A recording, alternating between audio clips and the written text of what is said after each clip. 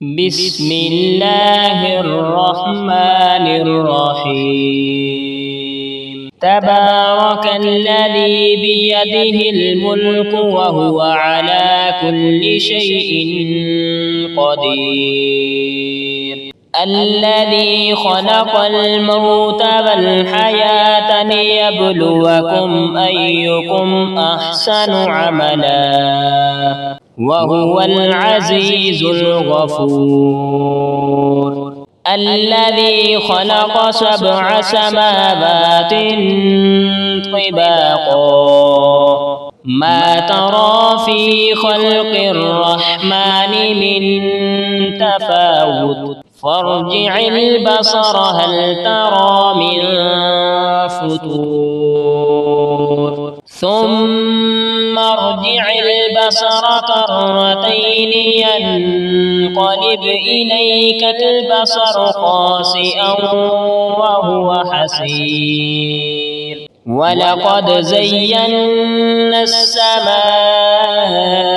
الدنيا بمصابيح وجعلناها رجوما للشياطين وأعتدنا لهم عذاب السعير وللذين كفروا بربهم عذاب جهنم وبئس المصير إذا ألقوا فيها سمعوا لها شهيقا وهي تفور تكاد تميز من الغيظ كلما ألقي فيها فوج سألهم خزنتها ألم يأتكم نذير قالوا بلى قد جاءنا نذير فكذبنا وقلنا ما نزل الله من شيء إن أنتم إلا في ضلال كبير وقالوا لو كنا نسمع أو نعقل ما كنا في أصحاب السعير فاعترفوا بذنبهم فسحقا لأصحاب السعير إن الذين يخشون ربهم بالغيب لهم مغفرة وأجر كبير وأسروا قولكم أو اجهروا به إنه عليم بذات الصدور ألا يعلم من خلق وهو اللطيف الخبير هو الذي جعل لكم الأرض ذلولا فامشوا في مناكبها وكلوا من رزقه وإليه النشور أأمنتم من في السماء أن يخسف بكم الأرض فإذا هي تمور أم أمنتم من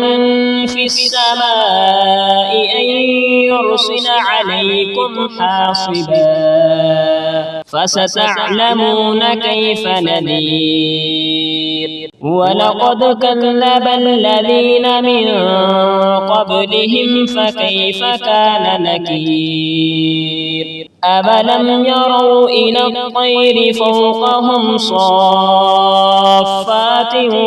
ويقبض ما يمسكهن إلا الرحمن إنه بكل شيء بصير أمن هذا الذي هو جند لكم ينصركم من دون الرحمن إن الكافرون إلا في غرور أمن من هذا الذي يرزقكم إن أمسك رزقه بل لجوا في عتو ونفور أفمن يمشي مكبا على وجهه أهدى أمن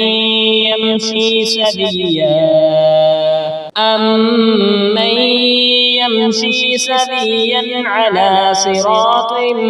مستقيم قل هو الذي أنشأكم وجعل لكم السمع والأبصار والأفئدة قليلا ما تشكرون قل هو الذي ذرأكم في الأرض وإليه تحشرون ويقولون متى هذا الوعد إن كنتم صادقين قل إنما العلم عند الله وإنما أنا نذير مبين فلما رأوه زلفة سيئت وجوه الذين كفروا وقيل هذا الذي كنتم به تدعون قل أرأيتم إن أهلكني الله ومن معي أو رحمنا فمن يجير الكافرين من عذاب أليم قل هو الرحمن آمنا به وعليه توكلنا فستعلمون من هو في ضلال مبين قل أرأيتم إن أصبح ماؤكم غورا فمن يأتيكم بماء معين